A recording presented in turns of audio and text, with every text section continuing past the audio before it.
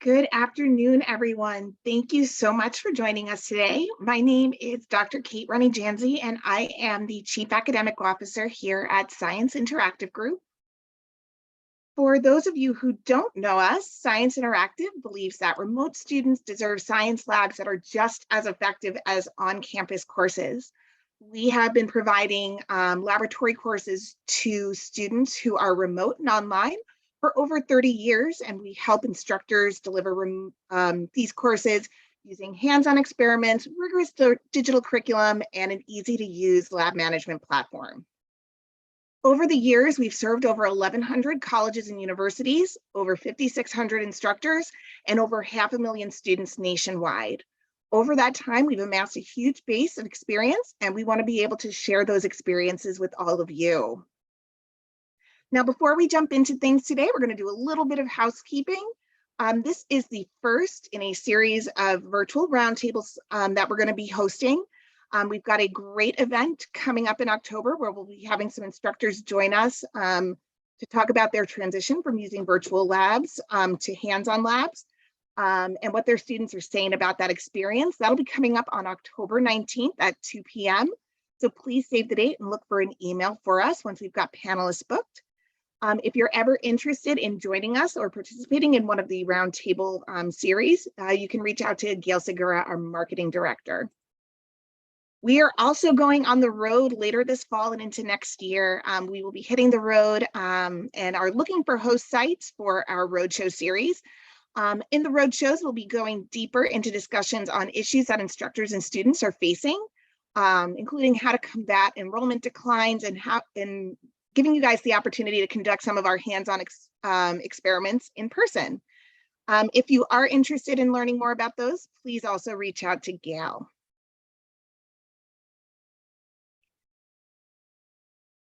Now, we really want to keep today's session to be really open and engaging. As the conversation occurs, please do use the chat feature to join us. We want to hear from you. You can also include any questions in the chat or in the question answer feature. With that, I am so excited to introduce our two panelists today, Dr. Gary Kabarak and Darcy Kimball from Arizona State University. Gary, do you want to introduce yourself? Hey, Gary, I think you're on mute. How's that? There we go. Okay, thank you, Caitlin. Yeah, I was asked to join by eScience and just to kind of see what's going on here because we've been using the lab kits for, oh boy, 5 years now, 6 years, I believe, something like that. I am a lecturer at Arizona State University in the School of Molecular Sciences and was involved in the original construction of our online general chemistry classes. We now have expanded to a full online biochemistry degree. And for our organic and biochemistry labs, we actually require students to come on campus for a brief, intensive couple of weeks in the lab so they can do the experiments. But for the Gen Chem, we have set this up, and I think it's a nice alternative. Awesome. Thanks, Gary. And Darcy, do you want to introduce yourself? Sure. I'm Darcy Kimball, and I actually have filled a couple of different roles in our online Gen Chem. So I came on as the lab coordinator for our Gen Chem classes a little over 3 years ago. So I spent 3 years basically kind of running the lab portion of our online courses. And now I've moved up this year to the lecturer position. So I'm in the process of training some new lab coordinators.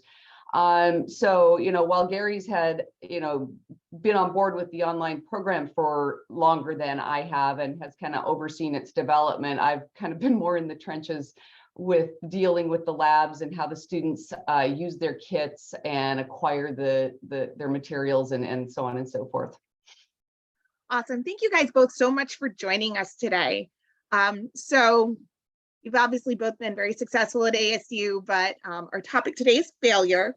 So let's start off talking failure. I know for myself, thinking back to my Gen Chem undergraduate course, things did not go so well when we attempted the iodine clock reaction in our final exam. And we were all given a time that we had to hit with our iodine clock, and no matter how many times I calculated it, we did not get that clock to turn.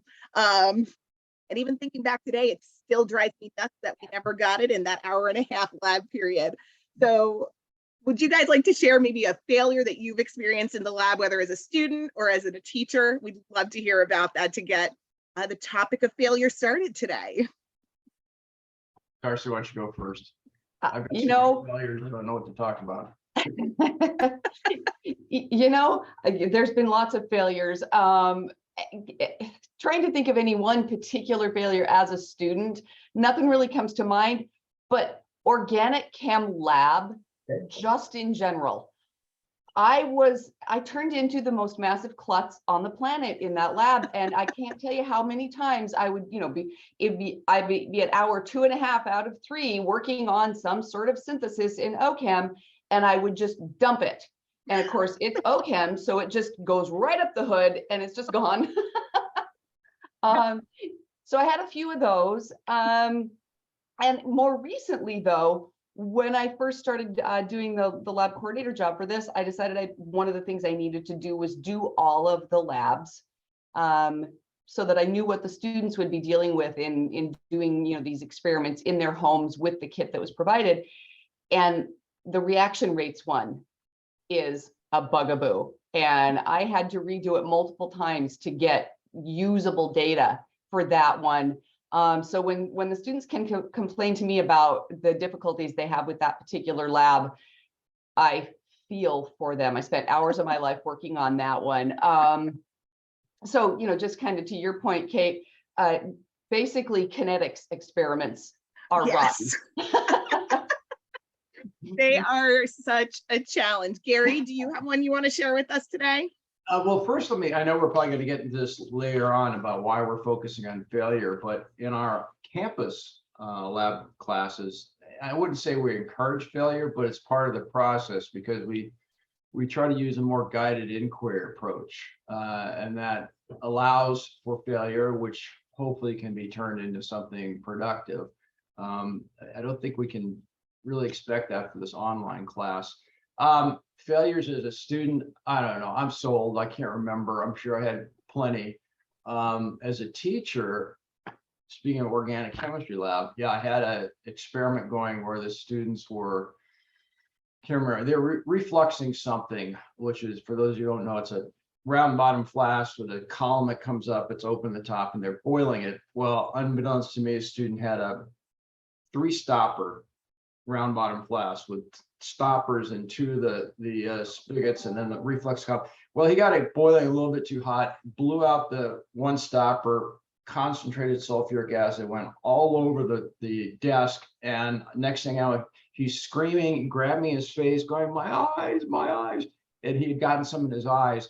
Turned out all right. I was able to get him over to the wash station and get his eyes washed out, but that always sticks in my mind as a pretty big failure. Oh my goodness, absolutely. How scary. Yeah. So you touched on campus laboratories, Gary, and let's get started there today. Outside of meeting your course learning outcomes, what do you want to take your students to take away from their campus lab experiences? Obviously, you touched on failure and learning to fail as a part of that, but what else are you guys looking for? Well, for those who aren't aware, there's kind of 2 basic formats to student labs. It's the verification lab, which is basically they follow a set of instructions like a cookbook. They're generating results that you can pretty much predict. And then there's the guided inquiry, which has been around for a while, and that's a little bit more free form, and they're channeled into performing certain things, but with questions all along the way, and we allow them to, at various stages, think about how they look at the equipment on hand, the reagents, think about how they want to address a question, and then go ahead and do it. There's not enough time to let them design the whole experiments because it's just a limited time, but we do like that, and we found it to be very useful over the years. I've been with the Department of Biochemistry since 15 years. So we've been using this format for quite a while, and I think we want our students to take away exactly that, that the chemistry lab is not, you know, a cookbook that you follow and you generate results as expected. It's a time to experience science, which is, you know, generate questions, design experiments to address those questions and move forward.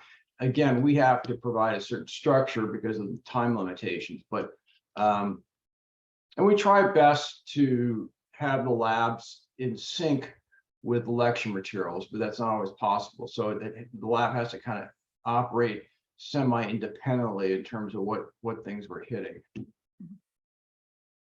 That's it in a nutshell. Darcy, did you want to add anything in there?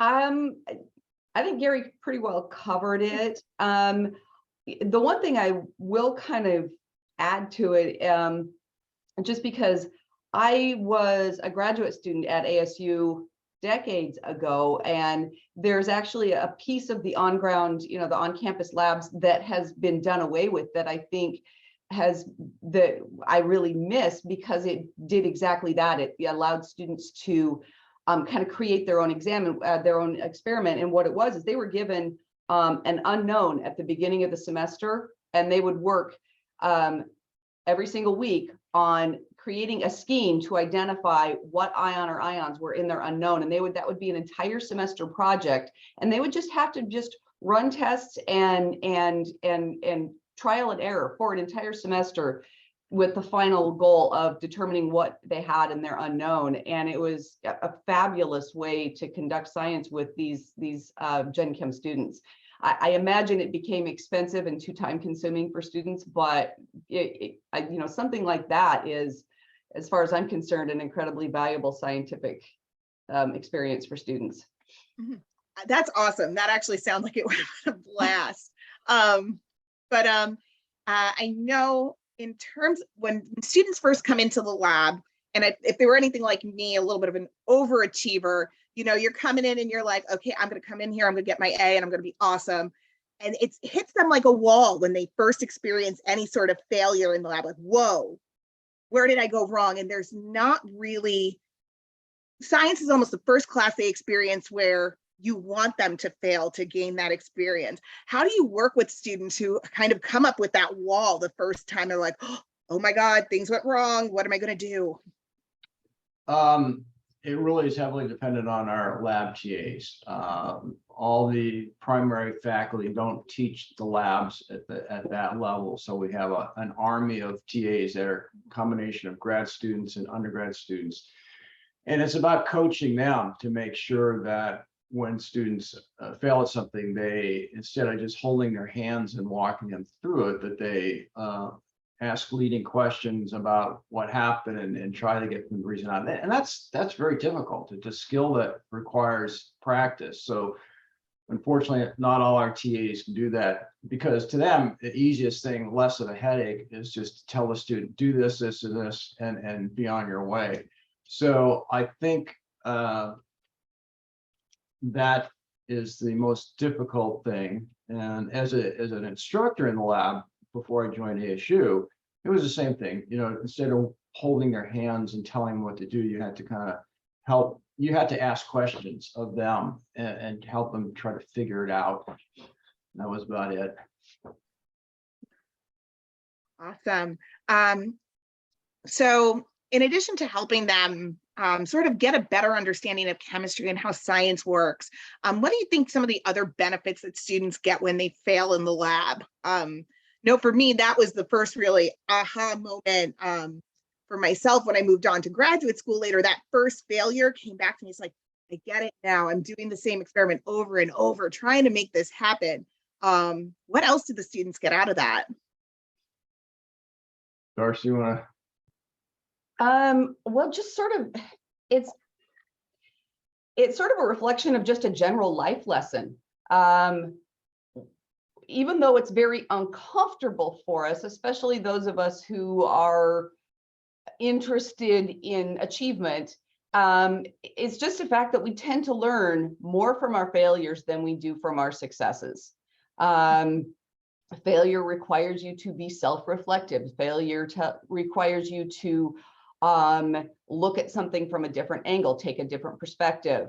Yeah, we just learn more from failure. And that is a very uncomfortable thing to have to accept and embrace.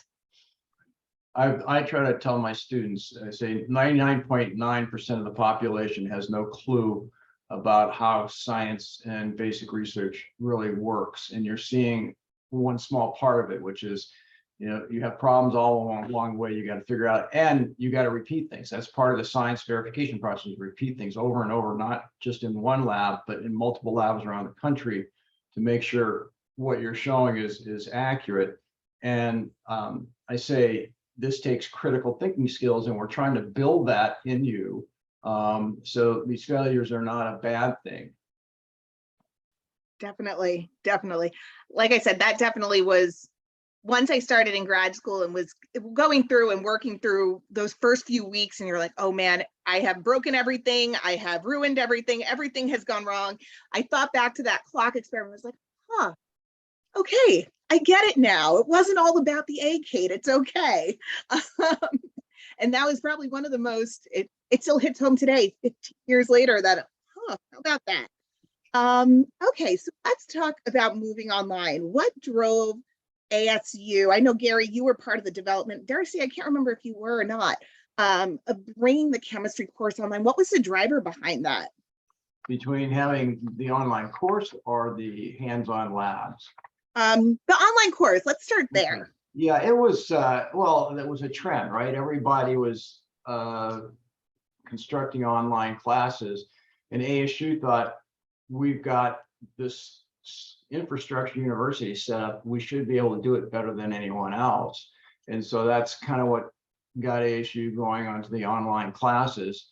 I think it's, there's so many reasons why students do online classes, but it's clearly, I think we've seen the most growth in terms of enrollment for our online classes, and chemistry aside, all the online classes. So it's really been a big help to students that can't be in a specific location, B, have the money to do an on-site class. I think it's really important. I actually was a big critic of online classes, especially chemistry classes initially, because it's just not the same as being in the classroom. There's a value to having students sit in front of a teacher and watch the teacher. But that being said, that was the trend, right? Everybody was going online classes, and I used to rail against these so-called universities that were really just, for-profit entities that were selling degrees, and their online classes were just a sham. So it was actually nice to be involved with ASU's effort to construct quality online classes. Awesome. And so with all the options out there, why did you go for the hands-on lab experience? I mean, obviously you've taught hands-on labs. What brought ASU to the hands-on experience? Well, I can't actually think of the first. I was asked to join the team to construct the online class, and we sort of upfront wanted to do this. Our online biochemistry degree was one of the first in the country. It's also, the quality of the classes is such that students applying to medical school, those medical schools accept these classes for credit, because, and it's directly tied into the fact that, especially for the Gen Chem, they've got hands-on labs. I mean, everybody recognizes the hands-on lab for an online student is not the same quality as being in a campus lab, but that was really important, because so much of chemistry evolves from lab experiments, and we felt that was really important to, as contrived as the experiments sometimes are, it's still important that they get involved with their hands at a lab bench and actually think about the chemistry behind some of the stuff. Darcy, did you want to add in anything there? I wasn't involved in making the decision to go with the hands-on labs, but I support it wholeheartedly. I mean, if what you're doing is pursuing a STEM degree, and in particular the biochemistry degree that ASU offers, it's a lab science at the end of the day. And so you need to know how to operate in a lab. But also, as Gary had mentioned before, any of our students who are going on to take any further chemistry courses with ASU, so let's say they go on to OChem and biochem and so forth, we require that they come to campus and do those lab intensives in the summer. It's good for them to have had some experience doing a hands-on experience, even if it is with sort of the limited parameters of doing it at home in your kitchen. At least, they've learned about some lab safety protocols, and they've learned about, PPE protocols. They've learned a little bit about some of the techniques that get used. So that when and also we require that they do a little bit of, we call them lab notebook entries, so that they get a little bit of experience in keeping notes as they do experiments, so that when they land on campus and have to hit the ground running and do an entire semester's worth of organic labs in a week, that they've had a little something, rather than sitting in front of the computer for yet more simulated learning. So I must say that Darcy and her predecessor have been very good about making the students adhere to things that they would see in a real on-person lab, like the safety stuff. We make them take pictures of themselves each time with a full lab coat on, eye protection. So I think they do come away with a sense of, the seriousness of a chemistry lab, even though it might be occurring in their kitchen. And I think that's been very valuable. So when you were considering moving your laboratory course online, safety is always one of the first concerns that comes up. What other concerns did you have for students who would be taking that online chemistry course? Well, first of all, I should tell you that we don't have a separate online chemistry lab course. It's all in one, and we have that for campus too. So they take a 4-credit-hour class. 3 of those are attributable to the lecture component. 1 is to the lab. So it's different from the traditional, 3-credit-hour lecture class and then a 1 or 2-credit-hour lab. So it's an integral part of the whole class. I'm sorry, what was your original question then? You're okay. Just talking about the biggest concerns with bringing a chemistry course online in terms of students, or for as a faculty member, what your concerns were. What concerns were? Well, I think our concerns were, can we pull this off? Can they take a lab kit that was ordered from some company, sit down in their kitchen or wherever? Sometimes it's not even a kitchen. Some of these students live in we got a lot of military, and they have to do these labs in a room with a bunch of other people. And so it's aboard ships. Yeah. Oh, wow. Oh my our goodness. TAs is still aboard a ship. So she said she would tell me where she's located, but then she'd have to kill me because she's like intelligence or something. Yeah, so our concern was how well can we teach them and replicate a hands-on lab in a campus lab facility at their home. Mhm. And we Definitely. checked various companies that produce these lab kits. And it's been so long now, I can't even remember what those other companies were. But we were looking for something that was constructed by people that recognized, the value of the lab experiment. Definitely. I know you mentioned safety, having students do their PPE. One of the other ones I know comes up frequently is making sure academic integrity. It sounds like you guys do a little bit of that with having students take photographs. Do you guys do that? Darcy, I'll let you. We do that. The other thing that I have learned to do is that every semester, so what we have the students turn is we call a post lab assignment, which is in lieu of an actual lab report.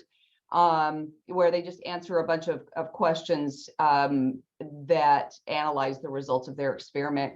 And what I've learned to do is just, sort of change those questions a little bit semester to semester, so that we can, try and catch students who are just going online and finding, something that somebody uploaded semesters ago, and, try to make sure that they are answering the questions themselves.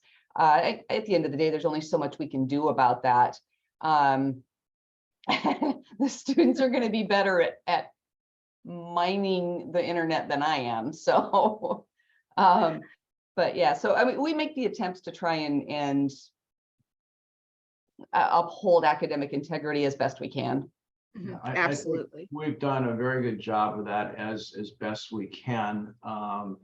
And for instance, our exams are proctored online. We have this online proctoring service. We can't do that with them performing the labs, but Darcy's been very rigorous about making sure all our TAs are tuned into this, to watch out for any problems with integrity. So it's actually a lot of work. It's gotten more so as our classes have gotten larger, that you have to pretty much have that built into your structure to make sure that you can keep them honest, to keep the students honest. So, oh, was there anything else? Sorry. No. Not for Okay, me. you're good. So,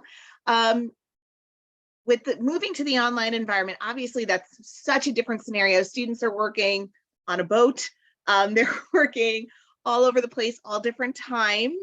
And so I'm wondering how you guys approach, when it comes that inevitably the student does get a weird result or they think they failed. How do you work through that with a student when that comes up? Darcy, you take it. Oh, lots of emails. So one of the things that I have started doing, just because I did the job of the lab coordinator for 3 years, and I did it in the summer too. So that's 3 semesters a year. So yeah. I've dealt with a lot of students. One of the things that I've done is the structure of our course is there's a module dedicated to each lab that provides all of the documents and resources that they need, and then a space to submit their assignments. So one of the things I added in the last couple semesters is I have a troubleshooting and hacks page, where it's just a table where on the left-hand side it says, what if I run out of hydrogen peroxide? Okay, well, you don't need to scramble to eScience to replace that. You can use household hydrogen peroxide for that. Or, so and because I've gotten so many of these questions with students having problems and failures, I address those just in this page, and so that they've got kind of a clearinghouse to go find the more common problems that they might have. But a lot of it is just answering the emails. So, kind of it comes down to, as the instructor, how willing are you to be available, and how many hours a day are you willing to be available to answer questions and help students troubleshoot, which is difficult via email. Right. And this has been kind of something that I've been thinking of when you brought up this topic of failure. With students working by themselves in their homes, there's both benefits and disadvantages when they encounter difficulties and failure. The benefit is, for students who are kind of self-starters, when they run into a problem, they are more likely to go into problem-solving modes themselves, rather than run to the TA who's a few steps away in the room, or turn to their, the person in the next lab bench next to them, which is great. And I've had instances of students doing that. A few years ago, I had a student who they ran out of or didn't have sodium acetate for a buffer lab. And I didn't hear a thing from them until they had figured it out for themselves. They went online, found a tutorial, because they had Sodium, they had baking soda and vinegar in their home, and they found a tutorial on how to create their own sodium acetate. My So they goodness. synthesized their own sodium acetate and then used it in the buffer lab, and it worked. Oh my Um, gosh. Which was like, okay, that's exactly what you want to see. But it's kind of the rare student that has that level of confidence and self-motivation to do that. At the other end of the spectrum, and this is what we see more of, and this is the downside of them doing these hands-on labs at home, is they reach any kind of hurdle. They don't know what to do, and they don't have anybody in the room that they can just really quick turn to and get a quick question. So in the lab, if you've got a good TA, student hits a roadblock, and the TA can, again, like Gary said, ask leading questions to hopefully get that student to participate in the problem solving themselves. When you can't have a real conversation and it's a back and forth in email, and they've got a deadline coming up that they have to turn in there's not time for that leading question and that back and forth. So that is a detriment to problem solving in the face of failure when they don't have any like real-time human resources available to them. I should also say that, well, before Darcy moved up to lecturer position and she was what we'll call lab coordinator, so much of her effort was, as she said, troubleshooting with students' emails. But we also make it as part of the course. When we started this, we wanted to make sure the students could communicate with us well.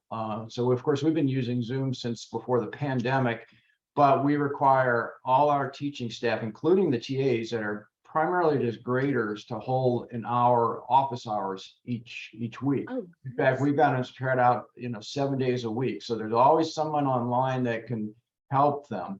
Now, Darcy, bless her heart, she actually made her office hour on the day that the lab assignments, the post labs are due, because she figured that's when the most questions. So a lot of these students, they put it off doing the lab until right when it's due.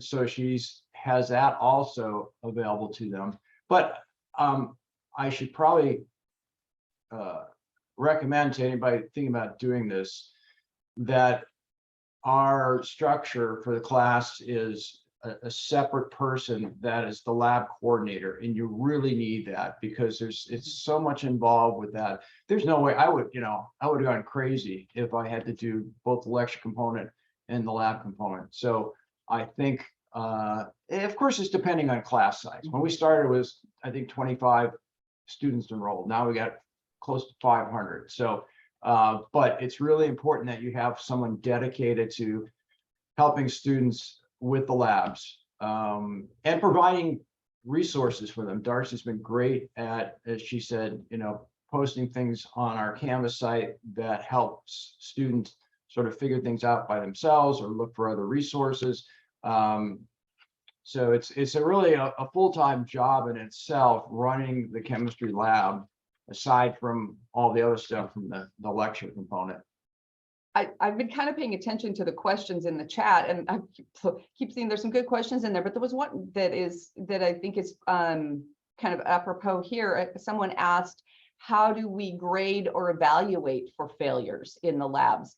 And so I kind of take the attitude of, as long as you are conducting the experiment as directed and thoughtfully analyzing your results, I've always tried to not ding students for having wrong results. It's mostly been, because in most of our post labs, we try to have some sort of question in there that asks them to, do an error analysis or give sources of error, or in some way kind of think about what their results are and what they mean. And as long as students are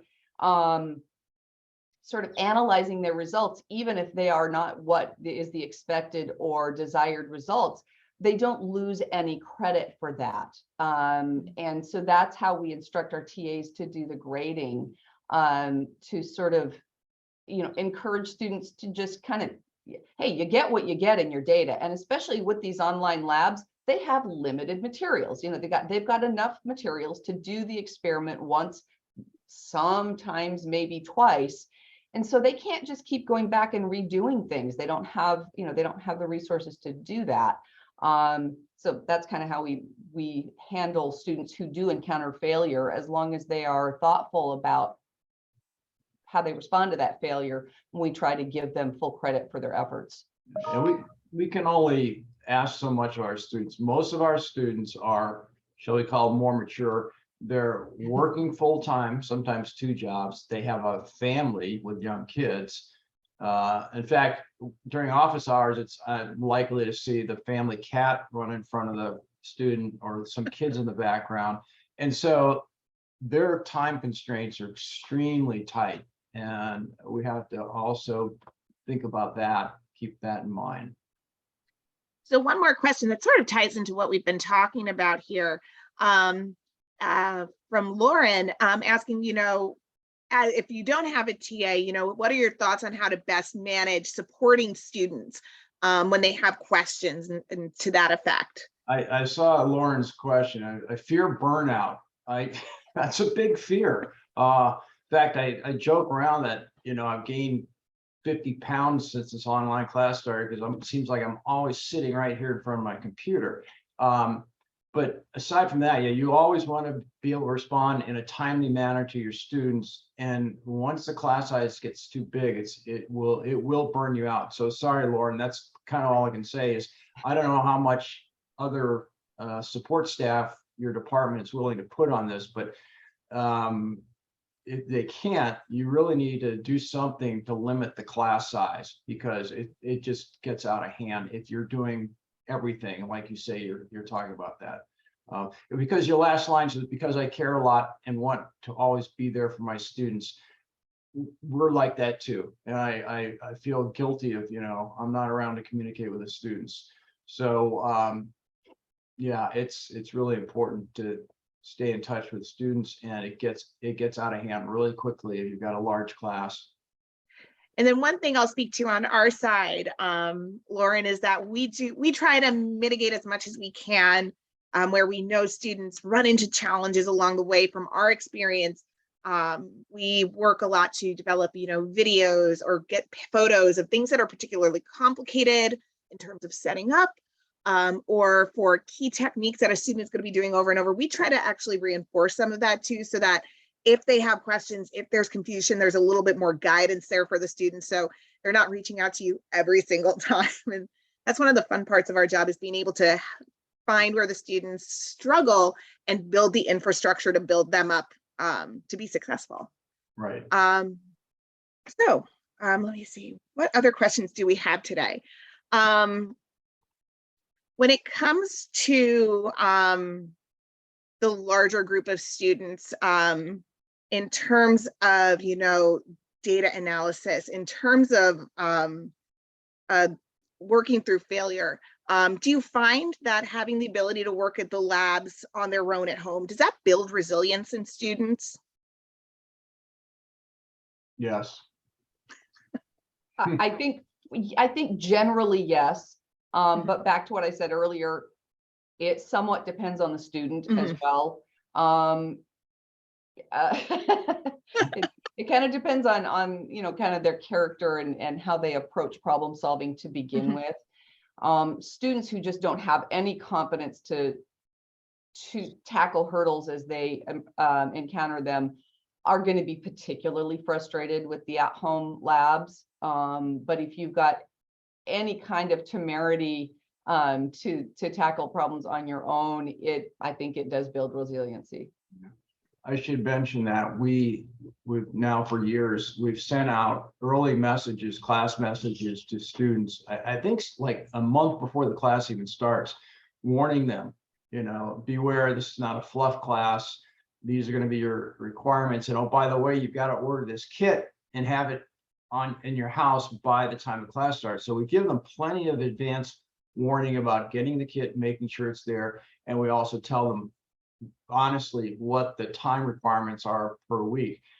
And still students join the class. And so what we typically see happen are majority of class hangs in there, and within the first week or two, we have a big block of students that drop out because they recognize that's just something they don't have time to do or they don't like it. But yeah, doing the labs requires, I think the people that are good with their hands are more suited to doing these labs. The people that aren't, they run into trouble and they immediately look for help from someone else instead of trying to figure it out themselves. Awesome. Okay, last question, then we'll dive into some of the questions in the chat. Where do you guys, so you guys are actually really unique in the way your program set up for that online degree with the at-home lab kits for Gen Chem and then moving to the campus intensive. Where do you see the future of lab education going at ASU in terms of your online program or just in general? I think that there's no substitute for an organic chemistry lab in person. There just isn't. It's because it's usually safety. I mean, you're dealing with solvents and liquids that you wouldn't want in somebody's house, nor would it be allowed. And same thing for the biochemistry labs to a certain extent, because there's a lot of prep that a TA needs to do or a teacher needs to do before biochemistry labs to get reagents and supplies ready. But we have other faculty members that are looking at, and Darcy probably can say more about this, for things like physical chemistry or analytical chemistry, of constructing little sort of autonomous experiments that it would still cost money. And I can't think of any examples right now, but we've got a lot of faculty that are trying to come up with better ways that students can do online labs that will benefit from it. But again, I see no escape for organic or biochemistry labs, and to a certain extent, analytical labs. You just, the equipment that you'd use in analytical chemistry is just, there's no way. The Gen Chem labs lend themselves nicely to a hands-on approach for the students at home. Darcy, did you want to add anything?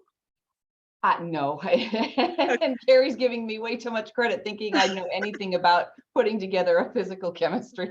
Well, I just thought you knew. I thought you knew. I just had heard some talk about specific faculty members, almost like they've gone into the lab and they've invented like self-contained instruments that are cheap to make or cheap to buy. And then those go out to the students and they use those. Maybe I'm remembering it wrong, but I mean, we are thinking of ways that online chemistry degree students can do things at home. And to be honest with you, I don't know how far it's gone in the other classes, but our biochemistry degree students have to take physical chemistry, organic chemistry, I think analytical chemistry. So this, the requirement that they come to campus and do this is really important, that they know that up front.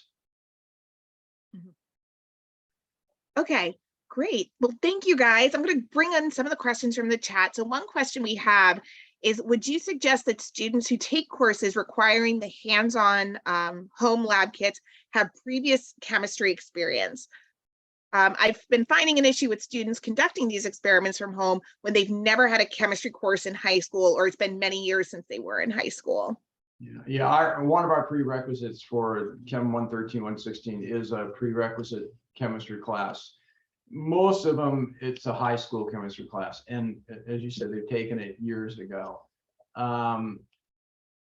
So yeah, I don't know. We do provide to them some assignments, online homework assignments that help them review old concepts and topics that they should be aware of coming into the class. But there's no way to prepare a student that hasn't had a prereq chemistry class.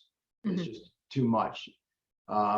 We cover too much. A typical high school AP chemistry class, you cover all year long about as much material as we do in one semester. So I don't know, there is a way to prepare a non-science student for a chemistry lab or chemistry class that hasn't had a prerequisite. Yeah, and I mean, as Gary said, ASU just has its own prerequisite for the for our Gen Chem is that they have to have had chemistry somewhere in high school or like a 101 level college course. That being said, as far as the experiments themselves go, I think not. Again, because these are experiments that can be conducted in the home, you know, none of the equipment and none of the reagents are, it's fairly basic. And so as long as they can follow instructions and use a little bit of problem solving, I don't think they need to have had experience in a lab to do these experiments. I think that portion of it really doesn't require any background. It's the conceptual, you know, it's the understanding of the science that we kind of need, that they kind of need to have had some of before, just because we hit them with chemistry, which is pretty esoteric, and we serve it to them with a fire hose. We go at such a fast pace. So we like I said, we don't pull any punches in these classes. It typically we have 7-week sessions, A and B. We teach in 7 weeks what we hit our campus students with in 15 weeks. Oh, wow. Yeah, I mean, we do cut back here and there, but the other thing, that's not our choice. That's the right. ASU online college requires all courses to be 7 weeks. Yeah. Okay. One thing I should mention is, and this has been known for a while, is a strong correlation between algebra, math skills, and doing well in the chemistry class. So one of our prerequisites is a certain level of math required before they get in. It's still difficult because then they see to do algebra problems one thing, but then they see these weird units, you know, milligrams and density. It really throws them off. So if they're weak at all in math, it will hurt them coming into this class. And that's both for lab and the lecture. Okay, let's see what else we have in here. Are your students also taking other classes during those 7 weeks? That's another question we've had come up. Yeah, when the crazy ones are. And I always recommend to them, based on the fact that they're working full time, have kids, I say, don't try to do that because you'll end up killing yourself. I say that in a joking way. So there's too many students that try it. And every time I've tried to help a student in that situation, they've ended up dropping either this class or one of their other classes to keep up. I just don't think there's any way to do it, which is, you know, unfortunate because these online students are trying to get their online degrees and they want to, just like any students, they want to push through this as quickly as possible. But to be realistic, I'm sure you could do 2 or more online classes that weren't in a hard science, right? But I think when you're talking about a difficult class like chemistry, it's not advisable. Okay. Like any other thing, you know, the exceptional students can manage it, but the average student, this class is plenty. We warn them up front. Like, so we send them, I send them usually 3 or 4 sort of pre-warning messages before the class starts. And one of them is, you know, like I said, we're very explicit about how many hours a week they're going to need. And we keep hammering it over and over again so they can get that. I was reading another comment about students who are right out of high school taking the class, but the older students are more conscientious. That's true, that we do have a luxury. Most of our students are, like I said, what I would call more mature, and they have a more stick with it, you know. So they figure things out on their own. But even with that subset of people that need to have their hands held, it's just a lot of time to communicate with them. So another question that came up is the online curriculum the same as the in-person curriculum for the lab class? Are they doing the same experiments or similar concepts? How does that work? Darcy. So the lecture curriculum is pretty much the same as for the on-campus students. And we use the same text and we cover the same chapters. And And Gary has taught a whole lot of the on-campus courses as well for years. So I mean, I know that he's brought his lecture slides and his resources that he uses for for in-person courses into the online course. The labs are not the same for the basic reason that on campus they can do experiments that are simply not accessible to doing in a home environment. But there are similar ones. So for instance, we have a calorimetry lab. So they take a piece of hot metal and put it in cool water and measure the temperatures and calculate the specific heat of that unknown metal, which is very similar to, most Gen Chem courses will have a calorimetry lab. We have titration labs, which, instead of a burette, we use a little syringe and we count drops rather than read the volumes. And, so we have to adapt it. But again, we're doing titrations just like they do on ground. So no, is it identical labs? Of course not. Is it a similar set of concepts covered by those labs? To the best of our ability, yes. Yes. Here's a great one. Are the types of failures you encounter in online labs different from those that are encountered in an in-person lab on campus? Good question. Yes and no. The issue is that when the students encounter, there's a lot of different types of failures. So there's equipment failures. And in the case of online, so a really common failure that we have is that there's a couple different labs that require them to set up gas collection. And so they have to be inserting rigid tubing into stoppers and, setting up collection apparatus. And so if they're in an on-campus class and they break their glass tubing and mess it up, they just go to the stockroom, get some more glass tubing, start over and keep going. They're at home, their kit comes with exactly the number of pieces of glass tubing that they need. And if they break one and they no longer have a functional apparatus, they're just dead in the water until they can get a replacement. So same kind of failure, different way to help the student respond to that failure. And again, it comes down to, the accessibility of their resources and their accessibility to communication with their instructor. It's just more challenging for the online student to respond to those failures. So so when they need new glass tubing, I'm like, okay, contact eScience as soon as possible. Get that. Is there any way I can get that on Amazon? No, I've researched it. Don't try Amazon. There's a whole lot of that back and forth.